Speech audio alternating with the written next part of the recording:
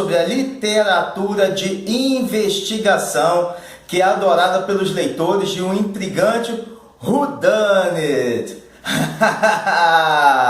Whodunit. Mas antes de a gente entrar nesse assunto maravilhoso, vocês vão se inscrever, dar um like esperto aí pra gente, comentar e compartilhar, levar cultura, levar luz, levar conhecimento. Então, já ouviram falar no termo em inglês whodunit? Já ouviram essa expressão? Ela é estranha, não é? Mas não é de outro mundo, não. Esse nome pode não ser muito familiar para a gente aqui, do público brasileiro, os leitores brasileiros. Mas ela é uma expressão que é uma corruptela da frase inglesa who done it. Who done it? Que significa quem fez isso. Então, é o famoso quem foi dos gêneros de suspense policial. E vocês já devem ter lido algumas dessas temáticas, com certeza, né? Muitos romances de Sherlock Holmes, do escritor inglês Sir Arthur Conan Doyle, e alguns clássicos da nossa grande escritora Agatha Christie, que fundamentam nessa estrutura de suspenses policiais que tem essa ideia de quem foi. Essa boa e velha história de investigação, o protagonista precisa desvendar quem foi o culpado de um crime, que quase sempre é um assassinato. E ele está rodeado de suspeitos. E por mais simples que seja essa ideia, é muito popular, com muitos enigmas e rende com certeza para os leitores uma excelente diversão. Essa é uma literatura que minha mãe dizia ser uma literatura para espairecer a mente, exatamente isso, né? Essa é a ideia desse tipo de literatura. E quase sempre esse tipo de história se ambienta no século XIX, em mansões afastadas da cidade, pertencentes a famílias tradicionais e ricas, que tem às vezes até mesmo uma veia nobre, é um conde, ou é uma condessa, um barão, uma baronesa, e também tem cavalos, carruagens, mas também pode se passar no início do século XX, até um pouquinho depois da Primeira Guerra Mundial, que aconteceu entre 1914 e 1918. Então, às vezes, quando é ambientada no século XX, essas histórias se passam até a década de 1930. Aí aparecem aqueles carros bigode, aqueles carros do início do século XX. E você já deve ter sacado a lógica do quem foi. É tão simples que você já deve ter até brincado quando criança de um jogo de tabuleiro chamado Detetive, ou Clue, que é em inglês, mas também tem esse nome em alguns jogos no Brasil. E que você precisa desvendar, o objetivo é desvendar um assassinato. Foi Doutor Mostarda, o Senhor Mostarda, com a chave inglesa na biblioteca, por exemplo. Lembra disso? Ou então também tem aqueles jogos de cartas em que o bandido está entre aquelas situações ali que precisam ser desvendadas. Mas também tem aquele outro jogo em que são escritos os papeizinhos e alguém fica dando essa piscadinha para matar alguém, e naquela roda de amigos as pessoas têm que desvendar quem é o assassino. É diversão garantida, com certeza. Normalmente, esse tipo de texto obedece a 3 pilares centrais: a vítima, os suspeitos e alguém que vai desvendar o crime, que pode ser ou não um assassinato, pode ser um roubo, um furto, enfim, qualquer tipo de crime. E para ter uma boa história, o escritor precisa costurar os seus retalhos de enredo de uma maneira que a imaginação do leitor vagueie pelas pistas falsas, ou elas não são tão falsas assim, né? E o leitor fica tentando desvendar o enigma no final até seguir essas pistas que vão levá-lo até o suspeito, que pode ser evidente ou não tão óbvio assim, né? Você vai se pegar muitas vezes mudando suas linhas de pensamento durante as leituras desses livros. Inicialmente, o leitor fica mais interessado em saber quem. Fica naquela ânsia, naquela ansiedade, quem? E depois que a adrenalina abaixa, ele fica curioso para saber o como aquele crime foi realizado.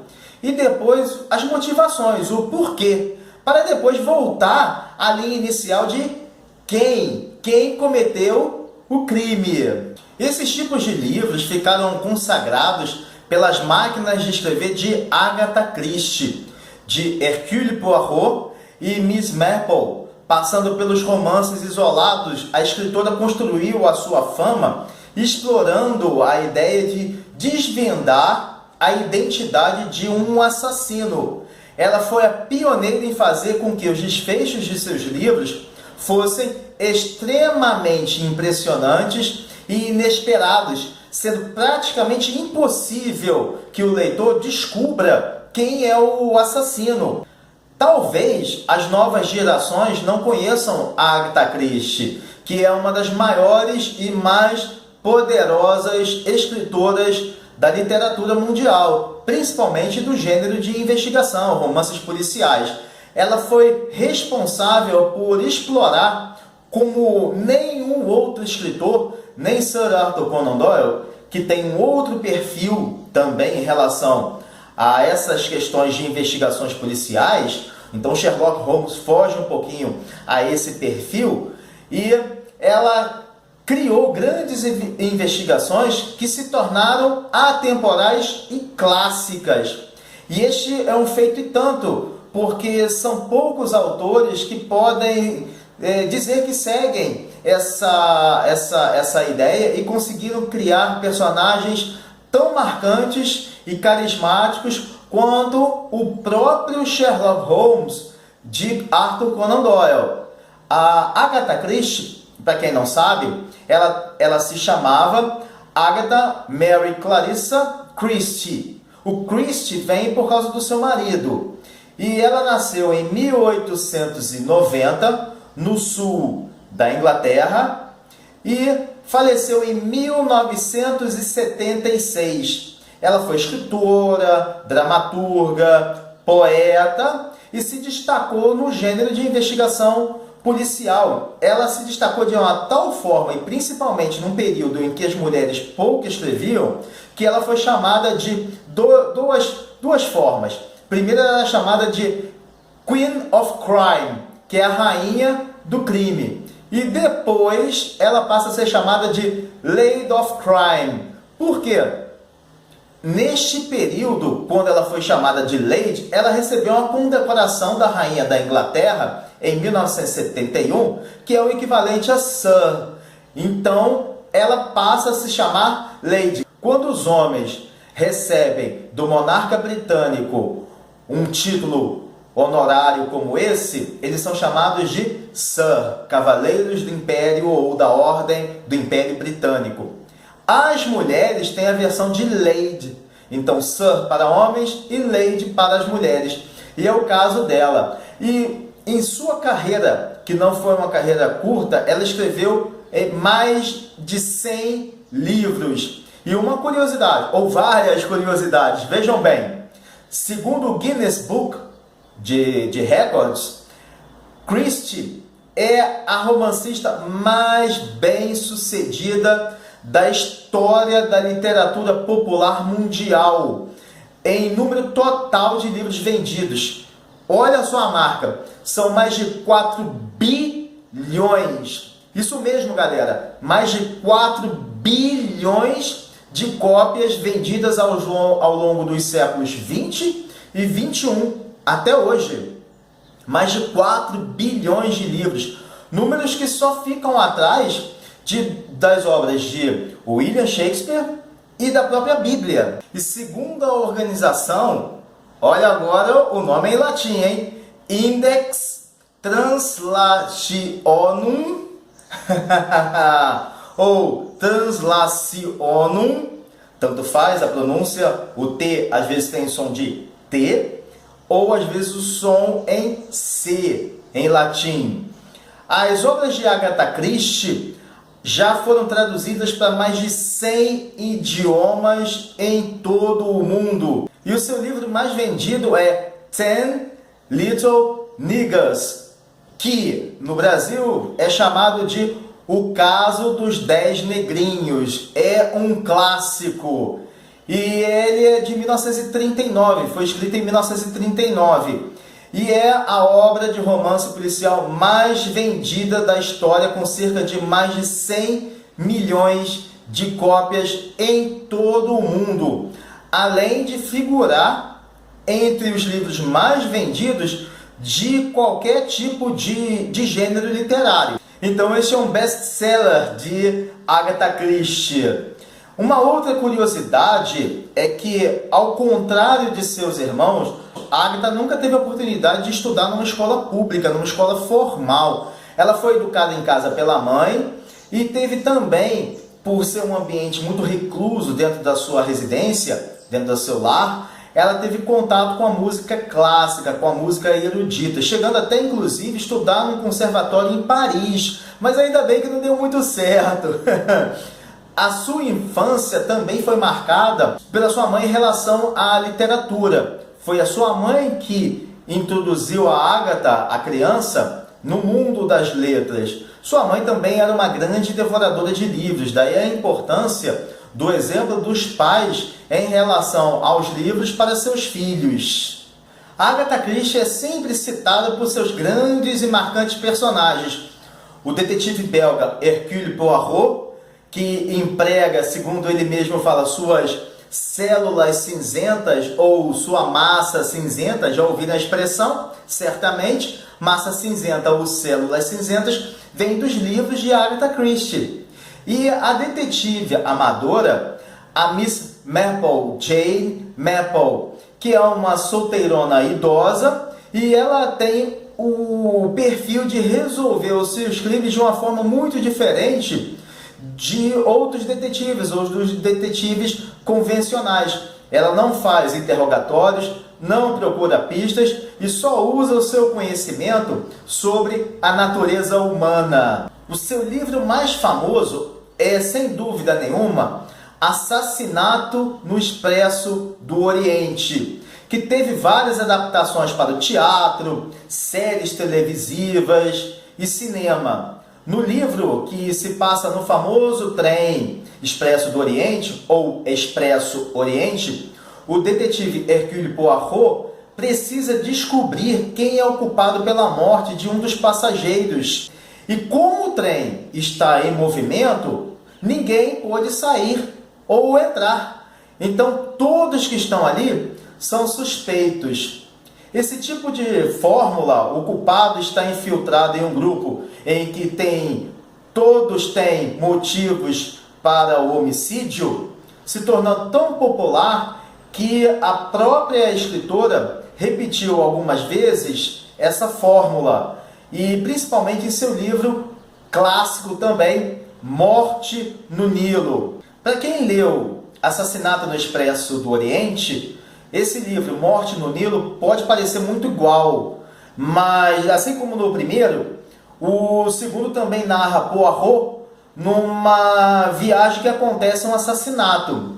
E como sempre, todos que estão ali presentes são, sem dúvida nenhuma, suspeitos. E também tem vários motivos para cometer o crime. A diferença é que em Morte no Nilo, todos estão no navio sobre o rio Nilo, que se passa no Egito.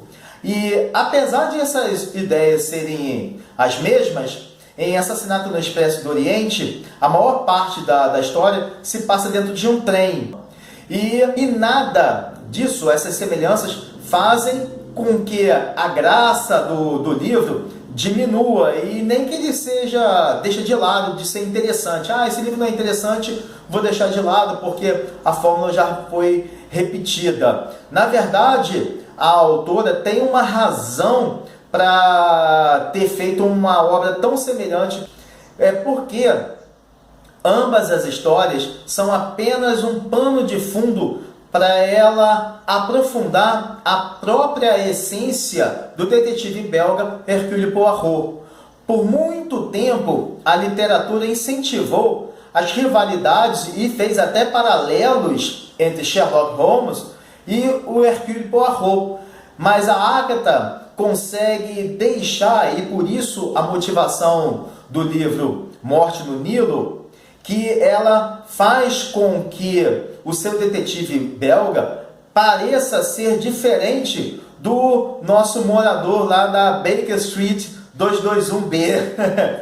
E ambos são muito inteligentes, não há dúvida nenhuma, são perspicazes em descobrir os criminosos, mas ao contrário da frieza e do distanciamento que Holmes tem e mantém das pessoas, ele frequentemente diz que não gosto de seres humanos.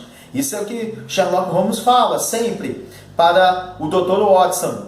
O Hercule Poirot já é diferente. Ele se faz ser humano e vivencia todas as dores e traumas. E isso faz com que ele seja alguém marcado pela dor da perda, pela dor das situações amorosas que levam a pessoa a sofrer intimamente dentro do seu mais profundo eu. Então, magoado pelo sofrimento que o amor é capaz de gerar às pessoas, e principalmente nesse sentido Hercule Poirot, faz com que justamente esse sentimento o mova a solucionar os seus casos e encontrar a solução. Ele usa esse sentimento em benefício do seu próprio trabalho. Sem dúvida, o sucesso da popularidade desse gênero literário está imerso na cultura pop, seja com jogos clássicos ou mesmo em releituras modernas. E não sei se vocês sabem, recentemente foram feitas algumas adaptações dos livros de Agatha Christie para o cinema, principalmente Assassinato no Expresso do Oriente e Morte no Nilo, com o grande ator shakespeariano Kenneth Branagh no papel do detetive belga Hercule Poirot. Eu recomendo que vocês assistam a ambos. Primeiro leiam o livro. Outras séries também foram feitas com base nas adaptações aos livros da Agatha Christie. E todos eles estão disponíveis em plataformas de streaming. E para o público teen, eu indico um bom exemplo desse gênero de romance policial, com um clima jovem, uma releitura bastante dinâmica, que são os livros de Enola Holmes Mysteries, ou Os Mistérios de Enola Holmes. A Enola Holmes é uma criação, não tem nada a ver com Arthur Conan Doyle, é uma criação da escritora americana Nancy Springer. E os livros são resolvidos por Enola Holmes, que é nada mais nada menos que a irmã mais nova, ela tem 14 anos, de Sherlock Holmes. E a diferença entre eles é de 20 anos. Essa coleção Enola Holmes tem 7 livros e um conto. E tem filmes também em plataformas de streaming. E meus amigos, antes de a gente terminar, eu queria falar para vocês aqui sobre o Expresso do Oriente. Ele era um trem que ligava Paris a então Constantinopla. Vocês sabem qual é o nome da cidade hoje de Constantinopla? É isso aí, Istambul, na Turquia. Ele ligava Paris a atual Istambul, França e Turquia. E desde a sua inauguração em 1883 até hoje, a sua rota foi alterada inúmeras vezes, seja por logística ou até por questões políticas e parou de circular, inclusive, durante as primeiras guerras, as duas guerras, melhor, a Primeira Guerra Mundial e a Segunda Guerra Mundial. E também foi considerado um dos trens mais luxuosos do mundo, com passageiros que incluíam desde milionários até membros da aristocracia europeia, sejam eles nobres ou não. Em 2015, 17 vagões do Oriente Expresso foram encontrados, foram redescobertos na Polônia. São vagões clássicos e esses vagões foram comprados pela companhia francesa de uma rede de hotéis chamada Accor, que agora ela tem a ideia de lançar, reformar e lançar esses vagões em 2024, nas Olimpíadas de Paris, já o ano que vem. E hoje o Expresso do Oriente faz o trajeto Boulogne-sur-Mer, Calais, Paris, Veneza, Innsbruck, Viena e Istambul. E viajar e se hospedar nesse trem, em suas luxuosas suítes, tem um preço bastante elevado, cerca de 2.920 libras, que dá 16 mil, quase 17 mil reais por pessoa. Em alguns vagões, algumas cabines, elas custam mais de 10 mil libras, o que dá 57.800 reais. Esse é o preço da Grand Suite. E eles têm champanhe à vontade, caviar à vontade durante todo o percurso. E um detalhe muito interessante, a suíte dessas cabines tem banheiras de mármore e um serviço de concierge 24 horas. Eu acho que vale muito a pena esse preço. E é bom sonhar também, né? Quem sabe a gente não faça uma viagem pelo Expresso do Oriente, né? Mas é isso, meus amigos. Sem dúvida nenhuma, o gênero de investigação nos empolga, nos instiga como leitores. É muito prazeroso e divertido ler livros que mantêm essa tradição iniciada nos séculos XIX e ao longo do século XX, e ambientadas também nesses períodos. E principalmente, essa literatura viva. Mantenha essa literatura viva. E se você ainda não leu esse tipo de história, tem um universo muito grande de mistérios esperando por vocês, né? Não deixem de procurar esses livros. Então é isso, meus amigos. Shabbat Shalom Umevorach, um sábado abençoado, uma presença divina durante a semana e um forte abraço a todos. Valeu, gente!